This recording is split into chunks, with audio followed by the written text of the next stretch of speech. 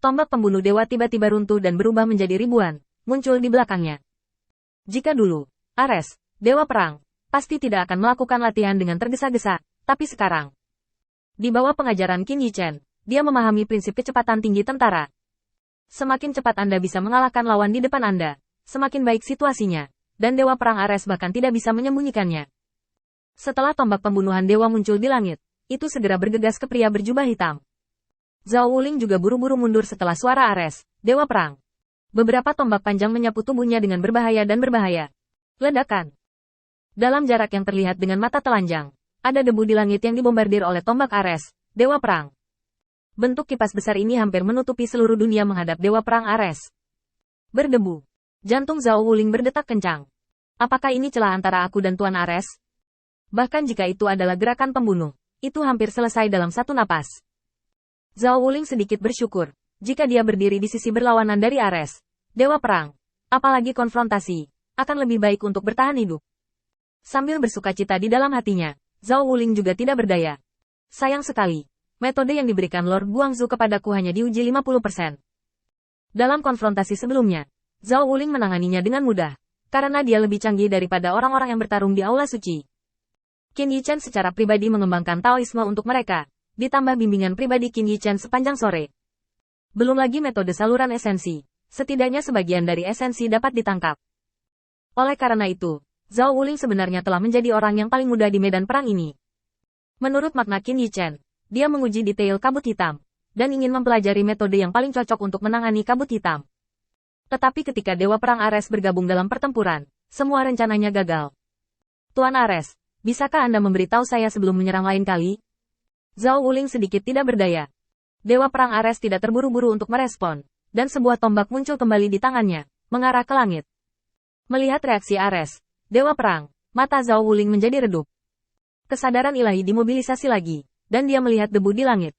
Itu tidak bisa menjadi perlawanan keras, satu-satunya penjelasan adalah menghindarinya. Aku akan menggunakan kunci cahaya yang diajarkan oleh Master Kuang untuk berurusan denganmu nanti, dan melihat bagaimana kamu bisa melarikan diri. Kesadaran ilahi berkumpul di belakangnya dan berubah menjadi riak. Zhao Wuling menatap debu dengan cermat. Tiba-tiba, Zhao Wuling menggeram pelan. Kunci cahaya. Rantai berdesir dan meraih ketinggian tinggi. Pada saat rantai dan debu akan bertabrakan, bayangan hitam keluar dari debu yang terbungkus kabut hitam. Dia terlihat sangat malu. Semua hitam hancur berkeping-keping oleh Dewa Perang Ares. Pakaian compang camping menunjukkan kulit kering berwarna merah darah. Di bawah kap yang rusak ada kepala keriput yang menjijikkan, dan mata yang sudah besar itu diperbesar lagi. Ini. Wow.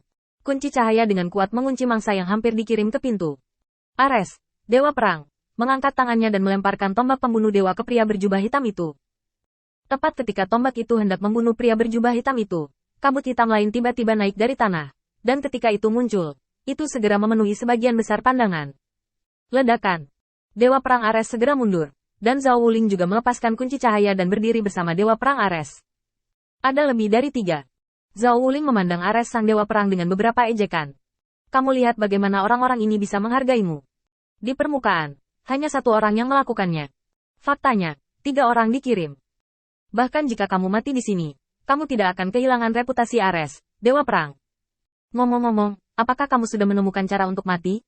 Ares, Dewa Perang, tersenyum pahit tanpa daya, dan memukul Zhao Wuling dengan pukulan.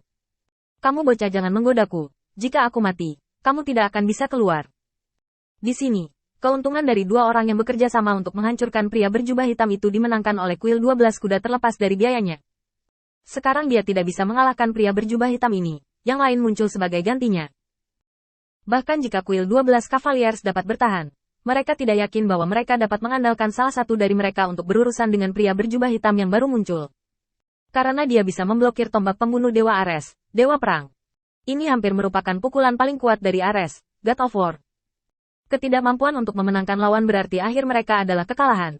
Dalam medan perang yang buntu seperti itu, kekalahan satu orang akan menyebabkan hilangnya semua permainan. Meskipun Dewa Perang Ares memiliki keberanian untuk menghadapi lawan seperti itu, dia tidak memiliki keberanian untuk mengalahkan lawan. Menghadapi situasi seperti itu, mereka berdua juga tidak berdaya, dan hanya bisa tertawa getir dan bercanda untuk sedikit meredakan emosi mereka. San memberi hormat kepada pria berjubah hitam yang baru muncul. 1. 2 orang ini agak rumit. Anak di sebelah God of War sangat aneh. Setelah 3 penjelasan, Yi mengerutkan kening. Orang aneh lainnya. Dia masih ingat anak yang dia temui di gurun sebelumnya. Dan semua karakteristik bersama hanya bisa digambarkan dalam dua kata, aneh.